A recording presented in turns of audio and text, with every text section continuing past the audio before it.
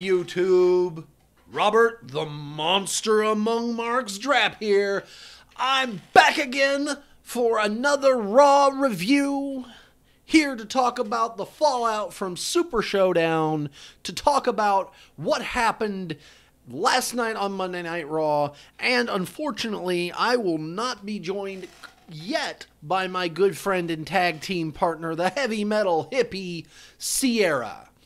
Now, I'm not going to lie to you folks. The reason that this is not even just like 1 minute late, but rather 10 minutes late, is because I thought I hit the button to start the stream, and then it turned out I was wrong.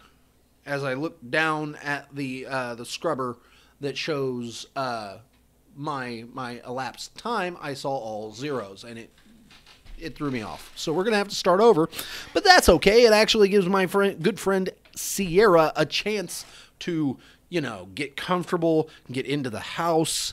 Please drive safely. I know you're probably not watching yet, but that's okay.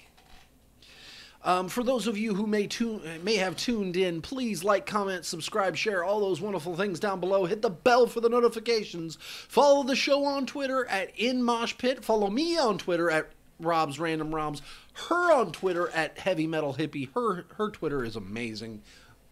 I love going through and seeing some of the stuff she posts. It's great.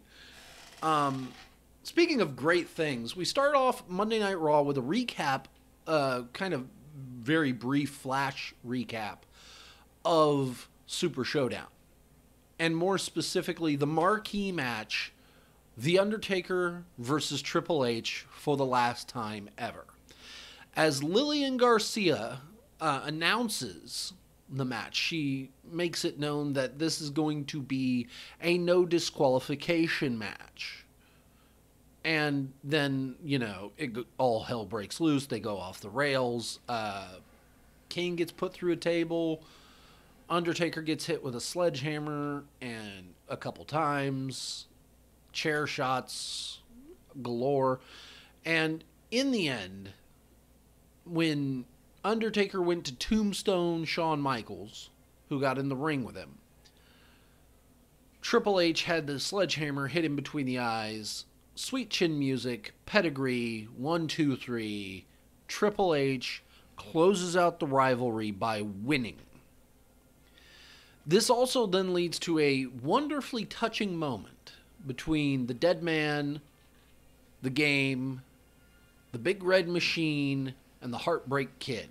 They're all four in the ring, holding their arms up together, hey, no, yeah, I salute you, you're great, it's the end of an era. And Kane clocks Shawn Michaels with a right, like a right shoulder. Undertaker, tombstones Triple H. They drag HBK out of the ring, chokeslam him through the announce table.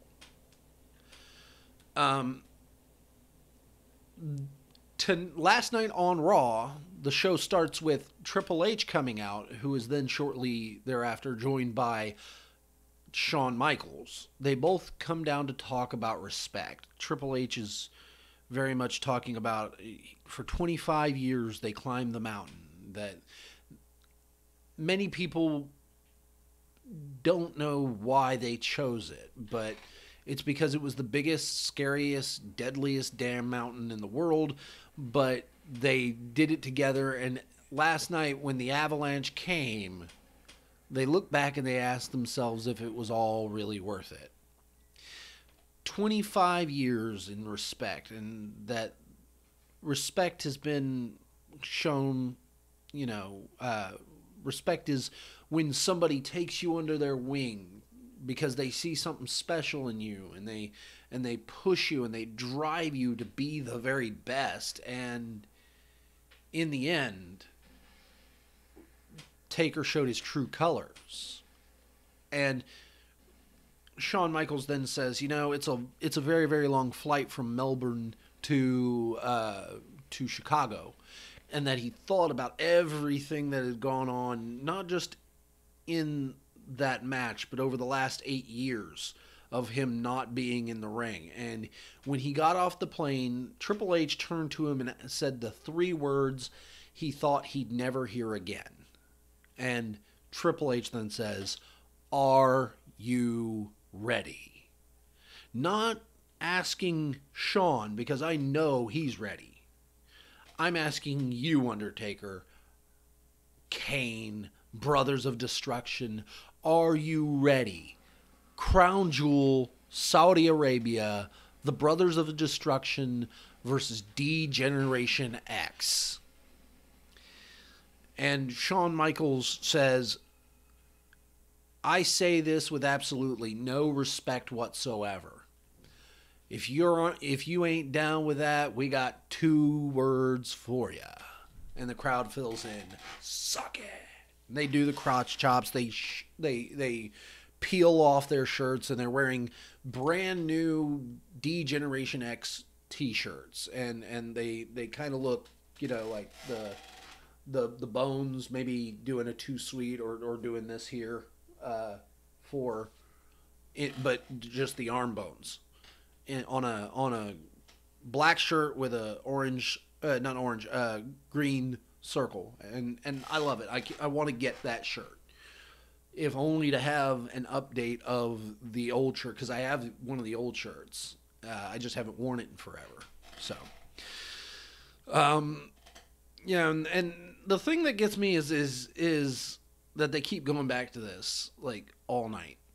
It was a great moment the first time, but next up we get Bobby Lashley with Lio Rush in tow versus Kevin Owens. And Lio Rush is on the mic the whole goddamned match. Like the whole fucking time. He doesn't stop talking while he's on the mic during the match. Like, Bobby Lashley and Kevin Owens are actively wrestling in the ring, and he will not shut up. I don't have a problem. Actually, I do. In the sense that the problem that I have is that I want to see Lio Rush wrestle. I don't mind it when a wrestler cuts a promo. But when you're in the middle of the match and you're not actively contributing to it, and all you're doing is saying, "Yeah, man, get him. Get him. Oh, nobody can step to you. You got this." You don't need a microphone in your hand. You can shut the fuck up. It's something you can do for free. It made the match worse, in my opinion. And this was not a terrible match. Like, this was a fine match between Bobby Lashley and Kevin Owens, and Kevin Owens got to show off some athleticism. He even did the frog splash. Bobby Lashley displaying his power with an absolutely thunderous spine buster rather. Post-match, I mean, Kevin Owens was going to win, was going up to the top rope, rather. It looked like he might win. Lio Rush distracts. Bobby Lashley ends up taking advantage and securing the win. Post-match, he's walking up the ramp with Lio Rush, turns around, goes back down, and beats the hell out of Kevin Owens. So this was the first heel turn of the night. And I say that because it's dumb. I mean, Bobby Lashley turning heel, what's the point? But I don't see him turning Kevin Owens' face. It doesn't need to happen. Again, commentary talking about how it'll be DX versus Brothers of Destruction at Crown Jewel.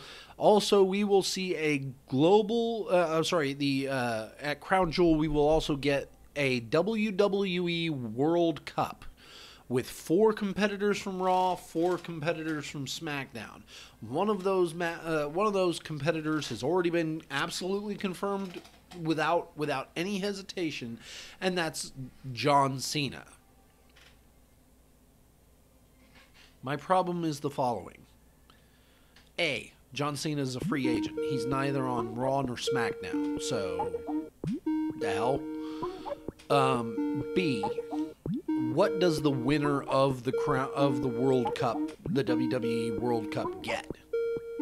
C, you've got 8 spots, and 2 of the guys in the World Cup are Americans. Which, we'll get to that later. They want to crown the best in the world. And in order to get, the second spot, because John Cena's been announced, the second spot is up for grabs in a global battle royale with acting general manager Baron Corbin inserting himself into said match. Back from commercial break. Oh, hang on. We might actually have a heavy metal hippie here, so hang on. Hold on, ladies and gentlemen.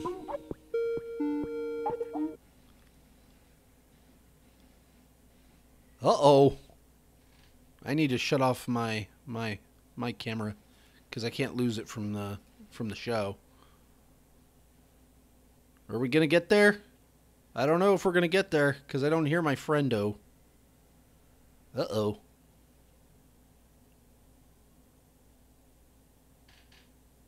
Let's see if we can try it again. See if we can get her in here to talk about this absolute tragedy. This horrific show. Almost. Wasn't terrible. I had worse things happen. Uh-oh. Come on. Okay. It didn't want to do the thing. This is terrible.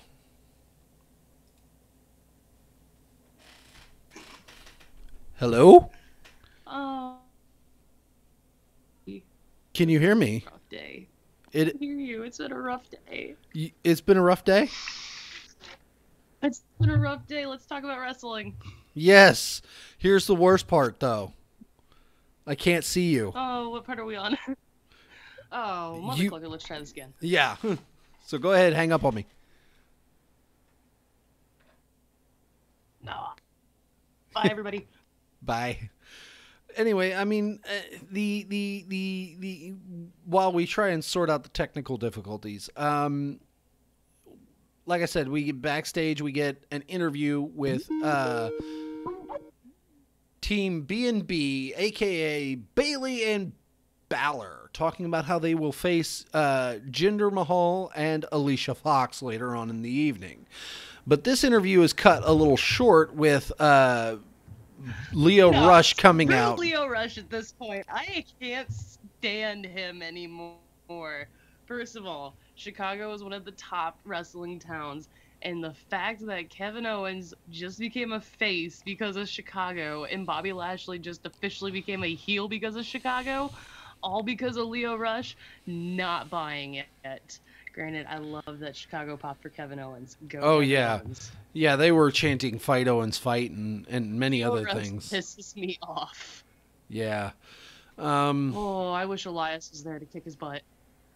Oh, we're going to get to Elias. Hang on. That's coming. Speaking of Elias? Not yet. We didn't get there. Again, Lio Rush comes up to interrupt this interview, saying, "Hey, did you see what my man Bobby Lashley just did?" And Lashley's like, "Yeah, you should be watching me, not these guys, because they suck." And then we get Elias in the ring for no goddamn reason. The fact that no, it's not no goddamn reason, because we'll get to Elias, but Lio Rush stole the Too Sweet, and that instantly turned everything off for Lio Rush and Bobby Lashley for me. Oh yeah, no, the entire crowd at that point was just like, get fucked. But no, so Elias always has to, it does seem like Elias comes out for no ungodly reason, especially because he didn't have a match next, but this is Elias. Like, think about how over Elias is, because he's held a championship belt, not because he's been in these really intense feuds. It's because the WWE and the WWE Universe allows Elias to preen off of the reactions of Yeah. whatever he does each week when he does his cheap shot to the cities. Yeah, Ooh, it's and had Ronda Rousey not come out as soon as that came out, Chicago probably would have would have rioted. been right up there with Seattle. Oh yeah, it was equally as deafening. I think that ever since he said that, like every Chicago city would have turned it up to 11. yeah, every city's just been waiting for it. And again, it's not like, and the reason I said for no goddamn reason, because the only thing he talked about was A, how bad Australia was and how bad Chicago is, and B, and how bad John Cena's hair was. I'm not going to say it was bad, I just was going to say it was fucking weird. Elias talks about John Cena more than any other superstar in the company. Let's see, match together where John Cena did the duet with Elias. After that, we had Elias sing a song about Cena 2 or 3 weeks ago. Yeah, Elias and what's hilarious is that Elias will be the next Cena, just because he has gotten over so organically. Well, in like 50-50 on that one, and I'll tell you why. Because there's with the World Cup, which again exists for nothing more than bragging rights, which I'm not against entirely, but I think should be very much like King of the Ring. So I didn't get the chance to listen to the news and rumors, but I hope you put in that Kurt Angle Baron Corbin Survivor Series. Because good God, did we get that confirmed tonight? We gotta get there, damn it! We're not even past the Bellas yet. No. Oh, screw the Bellas. The fucking rules in women's wrestling. You have to look at Stephanie McMahon with starry-struck eyes and think that she is the person that started the women's evolution, and 2, never trust the frickin' Bellas. I mean, yeah. Speaking of, Ronda Rousey comes out with just cuts off the Elias segment, and that's it. Holy that's all. Pop. Shit, everybody loves Ronda Rousey. It's just like this is a thing. Then the Bellas come. Chicago's got those marks, and oh yeah, if they don't appreciate what Rousey's doing, they let it be known. And so the fact that Chicago popped hard for Rousey, that's kind of her confirmation. True acceptance, because that's like the biggest city for wrestling. Yeah, the smarks of the world, the smart capital of the world has accepted her, so we're good with it. And again, this is just a rematch of Super Showdown, with instead of it being a fucking stupid ass double armbar for the win, it was a single armbar on Ruby Riott herself, who taps out to Ronda Rousey. Post-match, the Bellas are celebrating with Ronda Rousey. They instantly flip the script and start beating her down. They get her in the corner, stomp on her a bit, turn around, roll her out of the ring. She turns it around, knocks them out of the ring. They go out to the side and regroup and beat the shit out of Ronda some more. The crowd hated it. Oh yeah, the crowd hated it. I didn't have any idea that it was coming yet. Yeah, me either. I mean, I knew it was coming, but I think a lot of people assumed it was going to be Natty that was going to take on Ronda at Evolution. Speaking of which, I was a little upset to see Natty didn't come out to help out Ronda. Getting back to the match, just because reality era, because this is the reality era of WWE. But reality era, Liv Morgan and Brie Bella. First of all, Liv booping the nose at the very beginning of the match was hilarious. That was really good. And then the two of them just get into a cat fight. Liv loses her marbles. It was great. It was amazing because they both had to be pulled apart. But that was like, I mean, aside from the heel turn that I wasn't truly expecting, because Brie's still technically going to be a face on SmackDown. We don't even know that. It's like maybe Daniel will reprimand her. She's going to be a face. Which face let's, you know what? That whole turn was started by Nikki. Yeah, let's talk about... Later they announced that Nikki was going to be the contender at Evolution. Nikki's going to face Ronda Rousey at Evolution for the Raw Women's Championship. Speaking of... Let's talk about more of the Bellas and Daniel Bryan's life. Fucking Daniel Bryan managing to steal...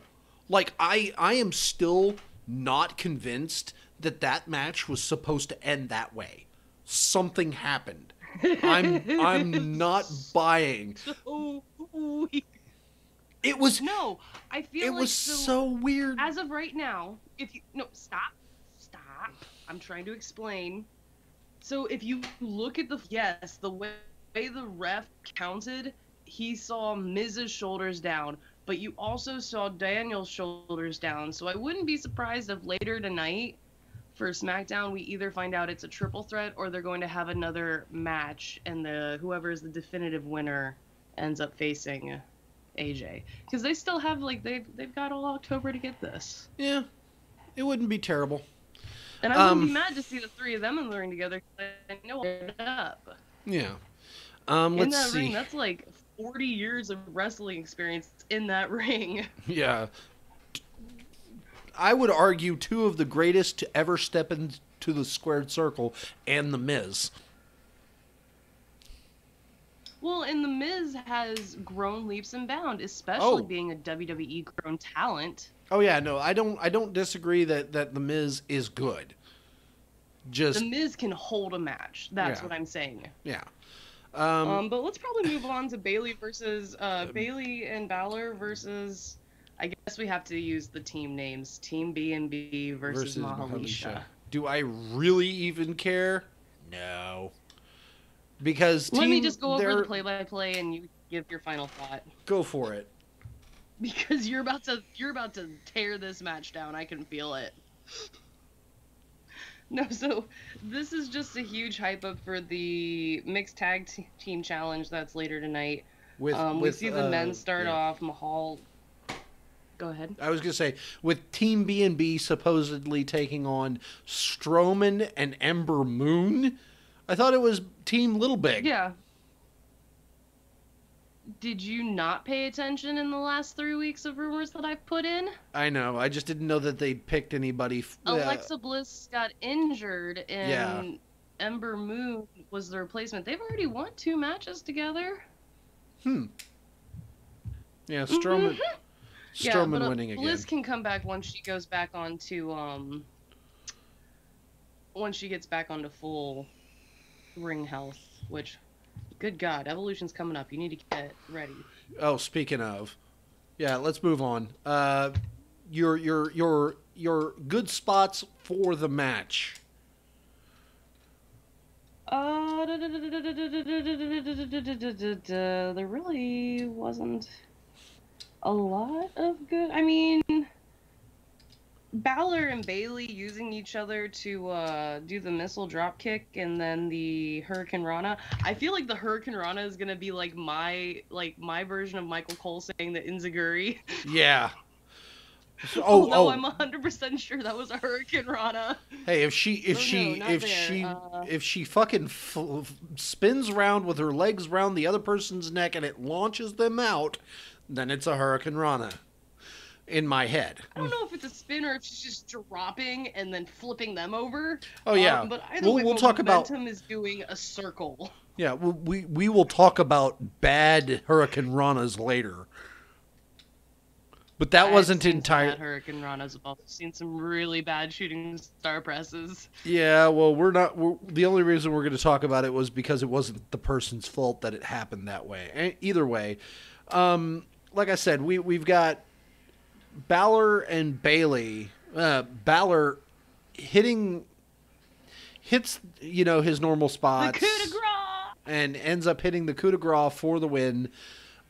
And I'm okay with this. Let's move on. Backstage, Bailey's coming out in Balor's jacket. I know it. Bailey's going to come out in Balor's jacket, and if they can get a Balor-sized Bailey jacket, he's going to come out in her jacket. I can feel it. yeah. And I couldn't believe how fucking... She's already worn the Balor Club jacket on NXT. Yeah, I was going to say, I can't believe that, Graves couldn't get John Wayne Tough, James Dean Cool. That threw me off. It's like, dude... I forgot he used to say that. You want to talk about some shit that pissed me off in the commentary? Let's talk about the Super Showdown, I don't even care. I'm going to talk about it. The Buddy Murphy versus Cedric Alexander match. When the end happened, he didn't know the move. He didn't know it. How do you not have that on a fucking list? He didn't know Murphy's Law. Which move? He didn't know Murphy's Law. Look, Michael Cole doesn't call cruiserweight action.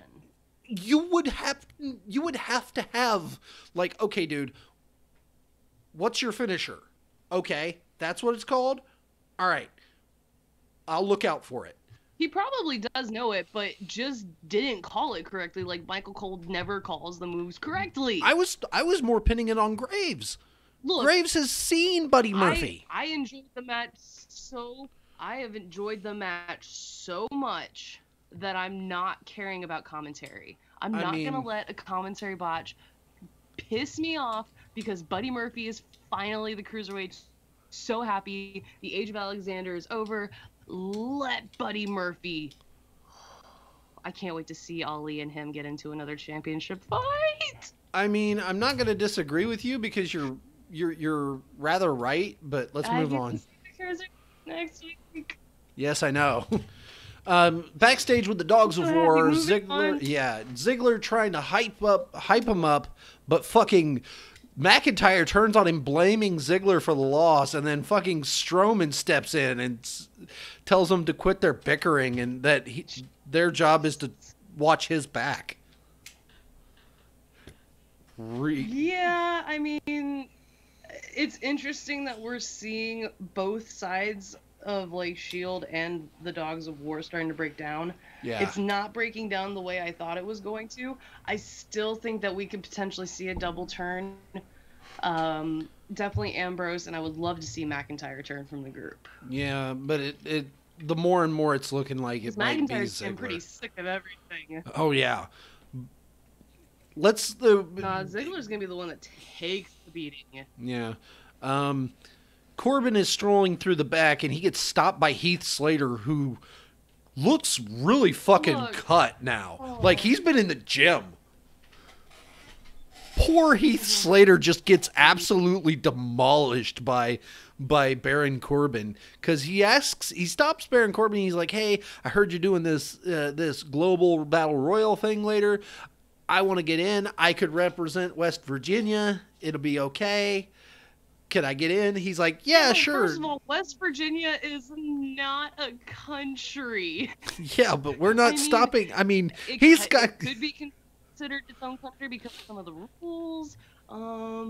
In my head, I'm like, this is just Heath trying to feed his kids. Let him in. And Corbin's Heath, like, and they're trying to do a 3MB table for 3 reunion. What's Heath gonna say? Heath They knows haven't all done this shit shit. with Heath since the SmackDown tag team titles. I know. I think he knows. Oh, I think at least Mahal's doing something. we get But him let's looking move at on to- Corbin looks to him and says, I got a lot of people coming at me saying they want the opportunity to go to the World Cup, to be one of the best in the world, but you're just not any good. And he walks away, and then Heath looks like a kicked puppy. Oh, poor Heath. Yeah, we get it. Heath Slater was the first autograph picture I have, and he has the Nexus armband in, and I'm looking at it right now. Yep. We get the Nexus fangirl, and so seeing Slater. Go ahead. yeah, I was gonna say we get a recap of DX rejoining, which I said it before and I'll say it again because you weren't here for it. I want that fucking shirt, if only for the reason I already have an. Shirt's cool. Yeah, I want that shirt, if only for the fact I don't have a DX shirt yet. I have one of their old ones. My oldest shirt is a Hardy Boy shirt. It's the Immune to Fear shirt. Cool. My two It the was two my wrestling the two wrestling shirts I got were actually my parents went school shopping for me my sophomore year, and they asked me what I wanted. I'm like, well, if you can get me if you can get me a wrestling shirt, that'd be really cool. And apparently they were having a buy one get one free because they bought me the Rock shirt that you've seen me wear on stream and a DX shirt at the same time. I'm like, all right, I'm good. Yeah, no, my freshman year I got like 7 wrestling shirts, and I probably wore those half the year. Yep. But let's move on to the Global Battle Royale. First of all, the first thing that is what the fuck is in the ring on my screen. Yeah. We see this. So we see this group of jobbers, and I have every single one of them. I figured you would be. So Baron Corbin comes down, and he says that these are of the best. He scoured the 4 corners of the world. How does a sphere have corners? We're not asking questions, I love damn Baron it. Corbin, but I cannot wait for Kurt Angle to become GM again, so Baron can just be a wrestler. Let Baron wrestle. I'm getting sick of Baron. I'm okay with this. I mean, this moving whole thing on. was great, especially when he starts talking about how. Baron fan for like. I'm going to stop you before you get your. Fan forever, and he's just throwing himself into the mud at this point. So he introduces, I thought he said 8 contenders, but there were actually 9, well, including himself, 10 contenders. So he introduces the 9 other participants. Mm-hmm. First from Russia, Yep. Gregor the Sickle, I think he said Falcon. Yeah, probably. From Egypt, Sultan of Shawarma. Which From that threw Mexico, me off. Hold up. The Mexico jobber got the huge pop. So, For whatever and reason. Obviously, Spain got a huge pop. But from Mexico, El Hombre sin Nombre, huge pop. El nombre sin hombre. No, Hombre. Yeah. No, El Hombre sin Nombre. Anyway. From Poland, Stanislaw the Squeezer. From Chile, the Chilean sea bass. Which that From just. Antarctica, Dr. Winston. The fuck? Nope. From. Well, the only people that are in Antarctica are the doctors that are doing all of that research down there. I know. It's like. And the people and Sea Shepherd who are saving the whales, but they're eco-terrorists. Yeah, somewhat. From Belgium, Franz, the Belgian waffler. From Spain, the conquistador. And as soon as they... So you could tell this was Kurt Angle after one certain spot. Yeah, I mean, when he was in the ring at first, I'm like, that's gonna be somebody we know. That right there, that's not. Oh yeah, but that's not a I jobber. wasn't paying attention to like eye color or anything, but I couldn't see his gold. Yeah, I couldn't see his eyeballs. As soon as we got the back of his head, I was just like, "That's Kurt Angle." At first I didn't see it, but when he got in the ring and started working, that's when I saw it. But then we also got Thunder Montgomery, who apparently JBL got lost to. JBL lost to this guy. I was trying to introduce him, and then our final competitor from the United States of America, Baron Corbin. Yep. And fucking. So the only thing I took on this match was the elimination order, And then the fact that the jobbers just like annihilated Corbin at the beginning. Yeah, the jobbers surround him at the beginning, and as soon as it looks like Corbin's mount, except for the Conquistador, who just flat rolls under those, rolled out of the ring and took a nap. just sits on the side, just arms crossed, just waiting for it, and Corbin starts eliminating fools. So he eliminates, in this order, Belgium, Russia, Antarctica, Mexico, Chile, Egypt, Poland, Luxembourg, and then the Conquistador eliminates Corbin. Yeah, it's like he realized at the end, after he eliminates everybody but the Conquistador, he's like, yeah, I won, I win, ring the bell, I won. And he's like, ring the bell. Did the bell even ring for the beginning of this match? I don't know. I don't think we had a bell at the beginning, so I don't think this match actually counted. Either way, that might be something that Corbin plays into later. But let's move on to the Conquistador. The intense match I've seen in under 5 minutes, though. Yeah. Well, I was gonna say, I wanted to say that Conquistador rolls back in. When Corbin jumps back in after noticing the Conquistador was out, Conquistador chains a couple German suplexes. This is when I recognized that it was him. When he did the Olympic slam. Oh, yeah. 3 German suplexes and the angle slam. Yep. I'm like, that's Angle. Right there. Definitely Angle. Yeah, he Michael pulls off. Almost gave it away before it happened. Yeah, he pulls off the mask, reveals that it was him the whole time. Corbin's losing his mind. Backstage interview with Angle, they're like, "Oh my God, you did amazing in that thing. Congratulations, welcome back." He's like, "Technically, I'm still on vacation," and walks away. Just walks away. And then we get skips away. Yep. Fucking Nia Jax versus Ember Moon. And then we get this intense under 5 minute match I've seen in a long time.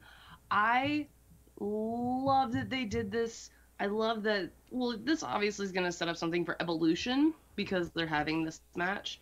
I would like to see it not be versus these two, maybe a tag thing. But this was a beautiful match. Yeah, no, and it was very much Ember Moon trying to fight against Nia's power. Nia just being a block of woman. It's hard to... Oh, yeah. I mean, Moon would constantly go for moves, and then Nia would just swat her away. Or the suicide dive that Moon did and just bounced off of Nia. Yep.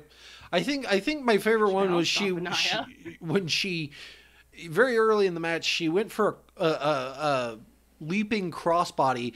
Fucking Nia just whop down. And then and then we get to talk about the bad Hurricane Rana. Hurricane Rana. Wasn't really her fault. It's Nia. Yeah, Nia's a whole lot of woman. Not Nia. Well, Nia's a whole lot of woman, and trying to do that to her is hard. It still was effective though. Nia went face first. Yeah, no, I didn't say it didn't work. I just said it was hard. Like that, watching that was like, you did that. Good on you. Good strength. Ember Moon gets the win. In the end, yeah. How does she win? In the end, Ember Moon slams Nia Jax into the ring apron, rolls into the ring, beating the 10 count. So she wins by count out. The crowd makes themselves very known that they were displeased by the end of the match, only because it was such a good short match. Yeah. No one really wanted to see it end that way. Should we move on to Stratus? I was going to say post-match, I thought there was going to be another heel turn that didn't happen, but I'm glad. Thank God! That would have been something. I was going to be so mad. This was almost like, you should have almost had there been another turn, You should have named this episode "Turn Baby Turn." To everything, turn, turn, turn. No. I was thinking like "Burn Baby Burn." No, I know what Going you were around going with. and Anyway. turn, baby, turn. But we get Trish Stratus after this. We are reminded that Evolution is in 3 weeks. And that this is going to be a historic pay-per-view in the making. This is history in the making, she says. She calls the moment of bliss a moment of BS. And then she said, well, let's enlighten Little Miss Brat, to which Alexa Bliss's music hits. She comes out with Mickie James. Can I put this in here says, real quick? Go ahead. Fucking Mickie James coming out looking like a 40-year-old wine mom who's about to ask for the manager. Just threw me off. I don't think the wine mom's gonna be showing her belly like that. I could not get into this promo because of just the whole face and. This is a 40-year-old wine mom. She has 2 children and she enjoys her red wine. And I'm okay with that, except for when she gets bitchy and starts asking. NXT. I was gonna say, I'm okay with her not being, with loving her red wine. That's fine. But when she starts bitching at me to get my manager because I didn't give her the 2% discount that was supposed to be there, apparently for whatever unfucking knowable reason, that's where I start having problems. When you have video evidence that Mickie James did that, then you can bitch about it. Not, she looks like someone who would do that. But she totally looks like somebody who would do that. Don't give me that look. She's from Richmond. She's not doing that. Yeah. If she's from Richmond, let's take what we can get. Okay. Bliss actually mentions. But we do see Mickie James get. You know what I think the problem is here for us tonight? I think there's a little bit of delay between what you're hearing and what I'm actually saying, and I don't mean to cut you off. I really don't. No, I think we're actually talking at the same time. That could be a thing. I wouldn't be surprised. You were talking about Mickie James, and I was gonna say that she got the cheap heat on Chicago. I didn't notice. And at this point, Trish, she says something about Chicago and gets the cheap heat for it, kind of like an Elias move, but without the guitar. And not as good. We see Mickie James suggested tag team match for Evolution, saying that she wants to see what a Hall of Fame beatdown would be like. Considering you've been in the ring with Trish, I think you should know what that feels like. It's like, my dear, did you suffer one too many concussions? It could have happened. No, Mickie was always very protective of her head. But so James suggests a tag match, and then says find a partner, and Lita goes, I might already have someone here. We get the music. Yeah. Lita. There is a brawl that then, yeah, I know. Lita. Looked good. Oh yeah. Much better than what she looked at the Royal Rumble. She's been working out. We get the brawl between the four. Her outfit just didn't look right at the Rumble. Yeah. The heels end up fleeing. Brawl between the four. Props to Trish for being able to do that kick in the heels. Yeah, that was something. Next up. Impressive. Backs. Ooh, I got issues with this promo. I don't actually have issues. I just have issues with the fact that Ambrose was making those eyes after Seth said that they were unbreakable tracks. Go for it. Look, Ambrose is turning heel, but god damn. Just stop teasing me. I mean, for me, it's like you got one thing or another. Either stick with the fact that Ambrose is on board with these guys and that they're not breaking up, and then he suddenly flips gears and does it, or have the slow, methodical decay of this build. Yeah. And You This can't. is WWE teasing us. This is the slow build. You can't have it This go. is what I want and this is what I love. All right. I just. Well, again, the issue is that they flip Ambrose now. It might be too early to do it for WrestleMania. I mean, Crown Jewel. Let them go till like Survivor Series. Yeah. No. Because the big payoff match is going to be at WrestleMania versus Seth. You have to think about the end game, not the first match. Because when Ambrose flips, one of the Dogs of War are going to flip as well, in my opinion. Mm-hmm. We're probably going to see. I just really want to see a double turn. Mm-hmm. I noticed. I think we all do. This entire Ambrose breaking away from the Shield. Ambrose breaking away from the Shield is to go with Seth, not Roman. He's going to go after Seth. It's going to be, you turn.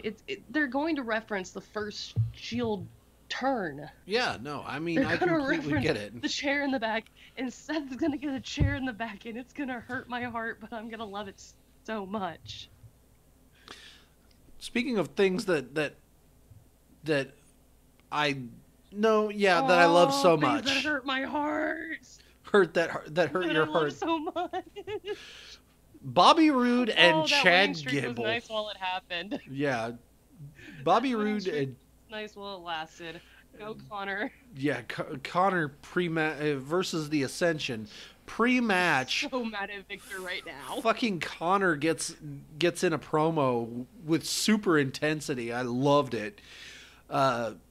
Welcome to the wasteland. And fucking the crowd, the crowd very early on starts chanting CM Punk. Look, I understand nobody cares because this isn't a feud that a lot of people care about, but I care about it. I'm waiting for the turn already. I see the best for Ascension and Gable and Roode, but Gable looked like the white Power Ranger out there last night.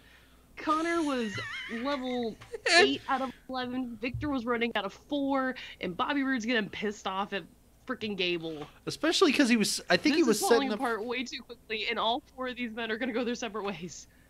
I think that actually Bobby Roode about set up for the fucking blockbuster. Gable hits the blind tag on him and runs in the ring. Gable's going to get in trouble with that. Yep. Jumps into the ring. Suplex into the roll through Northern Lights suplex, which was great. Gets the pinfall victory. Fucking AOP just comes down and beats everything that breathes. Runs through everybody. Fucking crashes see these through. 3 teams do a #1 contendership for the Raw tag titles. Yep. Crashes through Connor. Comes down there. Hits this weird, stunner neck breaker sit out power bomb on Chad Gable. Then uses Victor and Bobby Roode for the Super Collider. I really thought Victor was going to get out of this without a scratch. And then they turned to Victor because I saw Victor starting to get up. I was just like, no, stay down, Victor. Stay down, Stay Victor. down. You're already dead, I man. want you to get it. Yeah. Stay down. You're already dead, man. You would think when Ascension died when they got locked in that bathroom full of gas that maybe when they were reincarnated it would have been a little bit better. It appears not. Nope. And the only thing left for Ascension is either a breakup or a goodbye. Yeah, head to TNA with Matt and Jeff. You might maybe take a dip in the lake of reincarnation. Matt's done. Yeah, I know. Matt's done. I know. Just let me dream, damn it. And Jeff is still under WWE. Let me dream, damn it. I don't want to see Connor and Victor go to Impact. I mean, Austin Aries is there, and apparently it's not bad, so... Look, no, don't talk to me about Austin Aries. Don't talk to me about Austin Aries. I have lost all respect for Austin Aries. I don't know. I don't know. Either way, what I do know is... I was going to say, what I do know is the commentary recapped the heel turn by the Bellas. They announced that the match for the Raw Women's Championship will be Nikki versus Ronda Rousey, and there will be a tag team match with Mickie James and Alexa Bliss versus Trish Stratus and Lita. And we also get the recap of the start of the show and Best of DX. Oh yeah, the fucking Best of DX montage was the greatest. I loved it. Oh. And then we get the announcement. I think one of my favorite moments of the DX entirety, and I'm happy it's in this package, is the Sweet Chin, because he follows it up by Sweet Chin musicking a little girl. I did not show in that. Yeah, I think my favorite was Triple H walking the hair. Yeah, Triple H dressed up like Vince and Shawn dressed up like Shane McMahon. That was the greatest. This will either be amazing to see or this will be a train wreck. It's gonna be amazing. We also get the announcement. I'm hoping it's amazing. Speaking of amazing. Yeah. We get the announcement. You're AJ probably Styles. Gonna say an announcement. I was gonna say the next person. Oh, I was going to say, we also get the confirmation of AJ Styles versus Daniel Bryan and the triple threat, as has been established, of Roman Reigns, Braun Strowman, and Brock Lesnar. And then I don't really that shit down. And I was going to say, the reason I wrote this down was because of who comes out next. My favorite person. It's the amazing thing that I was talking about, because I am a Paul Heyman girl. Yep. I am an absolute mark for Paul Heyman, and he comes out Paul Heyman comes out and instantly makes the show watchable for me. Wait, my favorite wrestler Lita is back, and you didn't tell me? The betrayal, says the husband. I love your husband so much. But no, he comes out, he hypes up Crown Jewel and tonight's main event. Then he talks about, oh my gosh, he goes off on a tangent and it almost felt like a pipe bomb. Oh yeah, it was great. It almost felt like a pipe bomb on WWE, because that felt like a shot fired. Yeah. Also, does it look like Heyman is like bruised on the left side of his face? Did you catch that? Like, he's got discoloration right here. Yeah, I didn't catch it, but and he says that Lesnar was the hardest working champion. He wants to be the whatever he said, the UFC and Universal champion. Yeah, dual sport champion. Even thinking back, I don't think Lesnar has ever been the hardest working champion. Like, never. I mean, here's my thing. It's like, I can't believe the Chicago crowd, as smarky as they are, didn't instantly... I think the only reason they didn't instantly boo him out of the building is because it was Paul Heyman. Had anybody else on the planet said that, they would have been just completely thrown to the wolves. Yeah, no, it's Paul Heyman. Chicago loves Paul Heyman. All the big wrestling towns love Paul Heyman. Good God, I wish I was going to the Raw show in Baltimore, because I want to see so many of these people. Oh yeah, no, that would be great. I'm a little bummed I'm only going to SmackDown. Yeah, only going to SmackDown 1000. Thank you. Look, WWE already announced that Rey Mysterio was going to be there. They shouldn't have done it. They should have left it as the surprise pop. Granted, everybody in the rumors were already confirming it. Yeah. Let's see. But WWE came out and said that he was going to be there, so Rock better be my surprise pop. I imagine it will be. He better. They named the show after him. Yeah.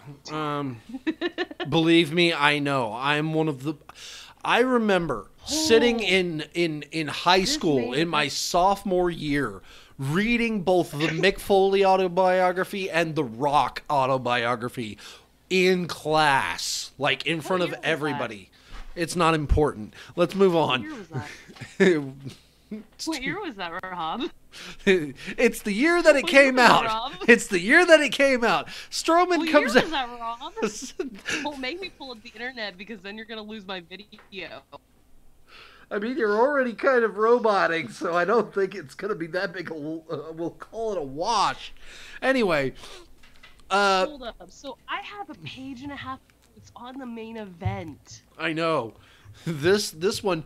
Okay, I'm just going to start out with a. I'm going to, before I let you off the leash for this. Hang on. These. You can't say that. Hey, hubby, what year did he graduate high school? He doesn't know either. Anyway. Oh, he needs to know that. He can't hear you, so. These are +1 to hold the reunions. I've never been to one in my life, so. Anyway, let's start out with my favorite, one of my favorite spots in this match. Fucking Roman Reigns with a goddamn top rope suicida. Good. Get it. Get it. My favorite one of my favorite moments in the match wasn't a move. It was Rollins yelling to Ambrose to watch out while he was in the corner. Watch out. Rollins does the cutest things. Like anytime they get beat down, he immediately goes to cover Ambrose. He takes shots for Ambrose. It's just like, you're so cute, and it turns on you. He's gonna hit you first with the chair. I'm sorry. Let's see. Lot of Rollins and McIntyre. Go ahead. I was gonna say there was a lot of really early. Go into color commentary. Yeah, go for it. Okay, starting out, and say something to interrupt me when there's a spot that I talk about that you like. Will do. Starting out, we see Rollins and McIntyre starting. It's all McIntyre at the beginning. We see Ambrose tag in, and Rollins and Ambrose get the double team on McIntyre. Mm-hmm. We see Ambrose then fall into a near fall. He gets a flurry of offense, but McIntyre gets his boot up and backs Ambrose into the corner.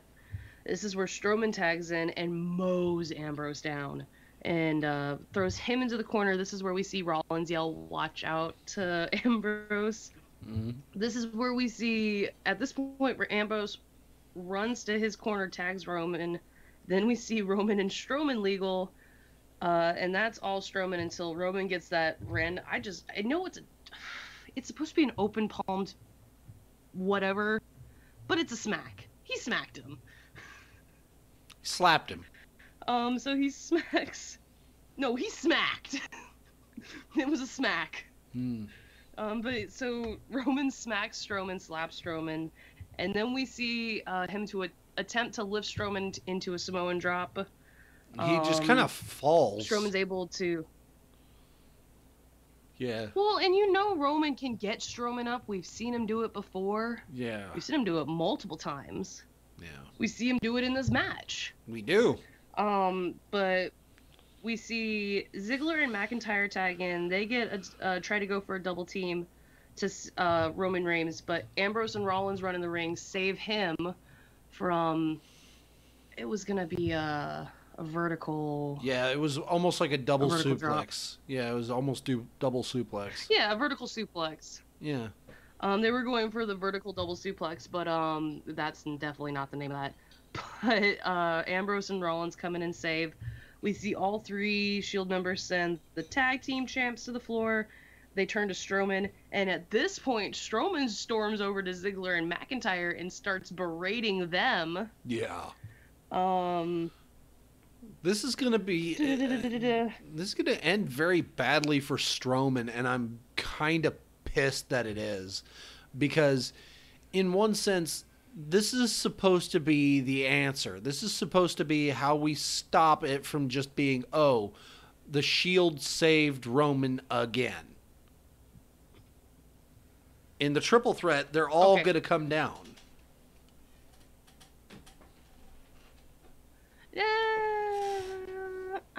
Yeah, if they yeah, you're right. We're going to see Lesnar get a triple power bomb. Yeah. We're going to see Strowman go through a couple things. Yeah, you're absolutely right. But we go to commercial break, and during commercial break, we see they do A little promo when we come back that during commercial break, Strowman has chokeslammed Reigns onto the apron, and Reigns falls to the floor, very dramatically just slides off the apron. Mm-hmm. And Reigns is in the heel corner. We see Strowman tag Dolphin.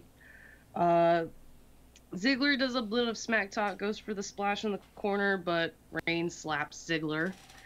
Seeing a theme here. Roman likes to slap people. Yeah. We see Ziggler tag Strowman back in. Reigns avoids the spear, and Strowman slams his shoulder into the post. Which was fucking Reigns brutal. goes and gets the Samoan drop. Yeah. Oh, yeah. But you know with how often Strowman slams a shoulder in the post, he probably knows how to do it pretty safely at this point. Yeah, and he really sold that one. Oh, he did. Especially with him jerking his arm. Yeah. But we see Roman go for and get the Samoan drop. Rollins and Ziggler.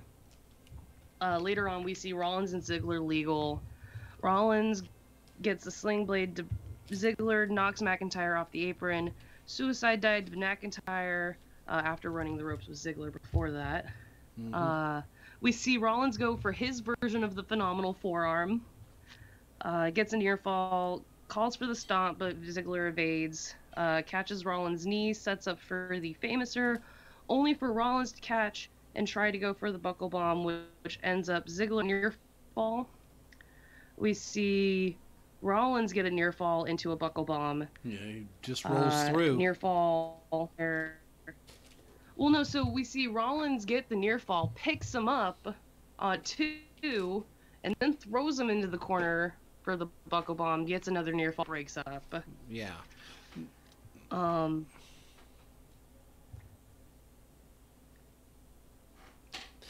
had something to say, but I can keep going.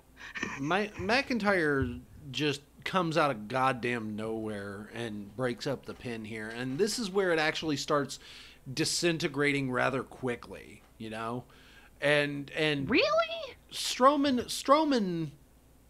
I think the point in the match where it really broke down is Strowman gets back legal. He gets I'm pretty sure it was Seth. No, he gets Roman in the corner. He starts bitching at Ziggler, who's sitting on the ropes, about, no, this is how you do this. You can't do anything right. You're terrible. And Ziggler starts firing back. Wow, you skipped. Wow, you skipped one of my favorite spots. Did I? Yeah, when so actually right after where I had stopped, Strowman enters that fray and actually almost gets the double choke slam on Ambrose and Rollins. Yeah, but only for Roman to get the Superman punch to show the unity, into which Ambrose gets the drop kick, followed up by Rollins' super kick. Just a really cool like dynamic with the Shield. You can tell it's something they've practiced, because for them to go one after another, and then go into the suicide dives onto Ziggler and McIntyre, and then almost get chokeslammed by Braun again, only for Roman to do the Super Cena. Just fucking no-sell it. Why not we? They have to bleep Roman out so many times. Or Strowman, not Roman. Yeah, I mean, Strowman's a good old boy from the South. He wants to say an obscenity. Jeez. But I mean, I couldn't hear half the dialogue he was yelling at Ziggler because of all of the bleeping. But yeah, right where you said seeing the Dogs of War starting to fight against amongst themselves, we see Rollins crashing in the back of McIntyre, causing the domino effect onto Strowman and Ziggler. Gets the near fall. I think this is where everything starts to break down, because there's so many good spots in this. Yeah, once Seth like blasts Ziggler back into Strowman, who's already on the outside near the barricade, that's where I stopped taking notes, because it was like, okay, they are just going to war. After every move, I was just pausing it. That's the problem. Just so I could write this stuff down, because I couldn't keep up with it. Ambrose at one point gets McIntyre let's see, because Ambrose at one point gets McIntyre and hits that neck breaker on him, and it looked like he was setting up for the Dirty Deeds at first. Yeah. Swinging. It was a beautiful swinging neck breaker. McIntyre with that headbutt off the top.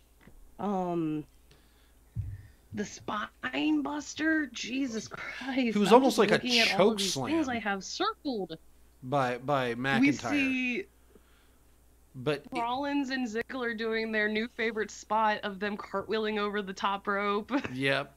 Although I don't think Ziggler stuck the landing the way he wanted to. Because they've only done it twice on TV. I know. He wanted to do it. They wanted to do it again because they did it before, and it just didn't work out. I mean, that's kind of the nature of the biz, you know. It's like not everything works every time. I think it works. I'm happy to see that move over and over again because it's kind of unique. Yeah, no, it's beautiful. You're really relying on your other partner. Yeah, no. Like I said, I didn't say it was a bad move. I just said it doesn't work every time because, you said it was a bad move last week. I said it was a dangerous move. Anyway, okay. Let's get into the finish of this match, though. McIntyre and Ziggler are in the ring with Ambrose, where when Seth dumps Ziggler over the top with that suplex thing, McIntyre just up and hits the fucking Claymore on Ambrose, picking up the pinfall victory. They all roll out of the ring. They go up the ramp, and the Shield are left in the ring, stunned. Only for a moment, because Dean Ambrose has just constantly been pulling himself further and further away from his brothers. I mean, you saw Seth and Roman kneeled by each other while Ambrose was ring, only for him to roll out and just walk out. Yeah. So that's something that we're gonna get insight in on next week. Yep. He just stormed away. Blue thing is waiting in the back. Because. Yeah. Anyway, again, thank you all for watching. I know this is longer than we normally go, but it's been an hour. This was a good show because it was in a good city.